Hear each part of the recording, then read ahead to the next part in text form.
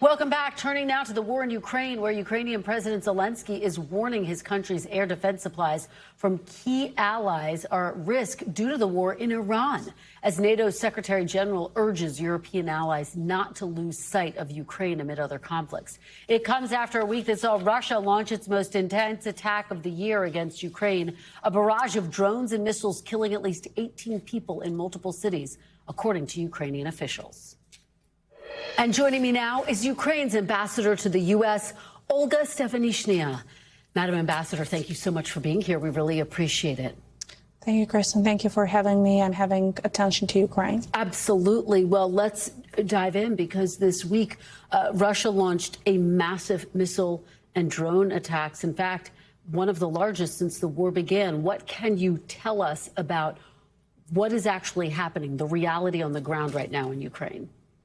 Well, actually, speaking about the announcement of a so-called ceasefire on Easter, let's not have illusions on that it was not only less than 24 hours, but there was like multiple breaches of that. And very shortly after that, one of the largest attacks since winter happened. So with more than 700 drones across the territory of Ukraine, unfortunately, most of the losses among civilians, including two kids who one died in his bed and the other one just killed on a playground. So this is something that is not a war, it's just an aggression and a terror and a mess of most possible murder in the 21st century.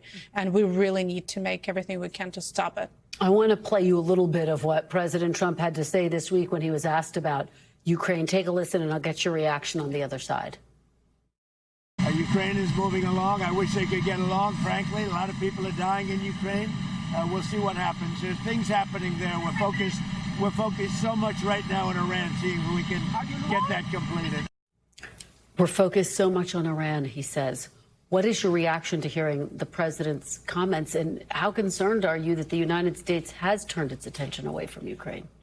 Well, indeed, there like media and political attention is in Iran. There are so many things happening there. Ukraine has not been turning a blind eye either. So we have been contributing to air defense to some of the Gulf countries. I've been working with the U.S. government. But the sad reality that war is not stopping because of the lack of attention.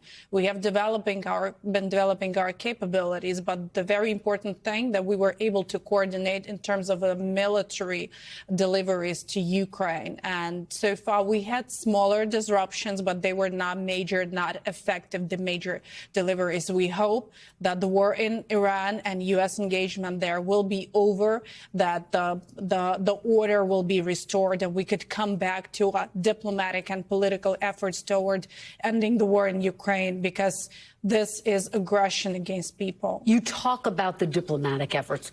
Are there negotiations underway right now? What's the state of talks? I think a lot of people are curious about whether that's still going on, even as this war in Iran is being waged. Yes, absolutely. The teams are at the regular contact. So there were no major meetings since like last 3 weeks. But since that time, we also had a major exchange on the prisoners of war.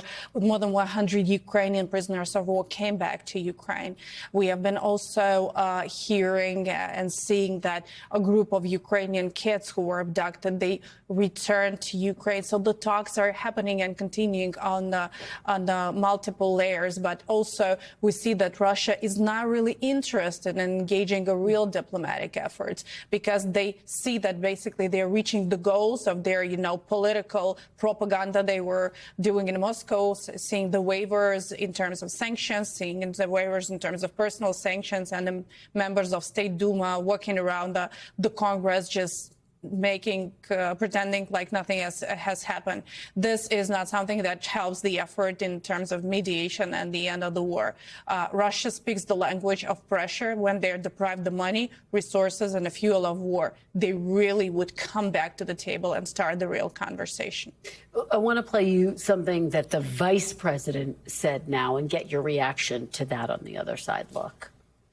One of the things I'm proudest that we've done as administration is we've told Europe that if you want to buy weapons, you can, but the United States is not buying weapons and sending them to Ukraine anymore. We're just out of that business. Your reaction to that, and is Ukraine getting the military aid that it needs? What more do you need? Well, actually, the way this message was voiced by Vice President has a very political atmosphere around that. But the reality is that, yes, we transferred from, getting the huge amount of support from the United States to buying the weapons from the United States. And I just want to bring your attention that today, this week, European leaders and American colleagues from Pentagon met, and it was Germany, United Kingdom, Norway, Netherlands, and Spain and Belgium who have contributed in terms of military packages to Ukraine. So this is happening, and this brings a lot of resilience and continuity and capabilities. But there is things that really needed from the United States, and we can buy it only from the United States. Like what? Like air defense, something that could really save Ukrainian cities. And the public messaging that there are disruptions, that really serves the narrative of Russia. They know, oh, they might have disruptions, so we can attack more, so we can get more ballistics, and we can kill more Ukrainians. So there are vital capabilities that are needed from U.S., but also vital capabilities which Ukraine can provide to U.S. Just finally, what is your message to the Trump administration in this very moment? This war needs to be over. We all know what we can do. And please make sure that Ukraine is putting so many hopes on you and that they're materialized. All right. And quickly on Hungary, before I let you go, your reaction to the election results there and the broader implications. Hungary's new prime minister said he would not stand in the way of the $105 billion EU loan to Ukraine, but he also said he does not support fast-tracking Ukraine's membership to the EU. What do you hope Ukraine's relationship with Hungary will look like now that there's a new leader there for the first time in 16 years? Yeah, well, first and foremost, this is a big change.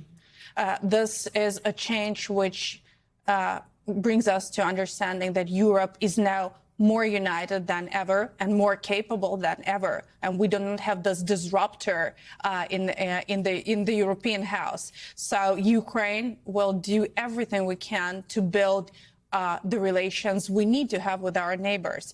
And also we see that weaponizing of foreign leaders or a foreign country or foreign government in a domestic agenda never worked and didn't work, and people say no. This is what we saw was Putin doing for decades before the war started. But, when you start to having aggression against Ukraine militarily, you've been fighting back, but then your people will question you. And this is something that we learned also from Hungary, and we hope that the other day Putin will also be fading away like he never existed in his country. All right, Ambassador Stefanishyna, thank you so very much for your time. Thank you, Kristen. We thank you for watching, and remember, stay updated on breaking news and top stories on the NBC News app or watch live on our YouTube channel.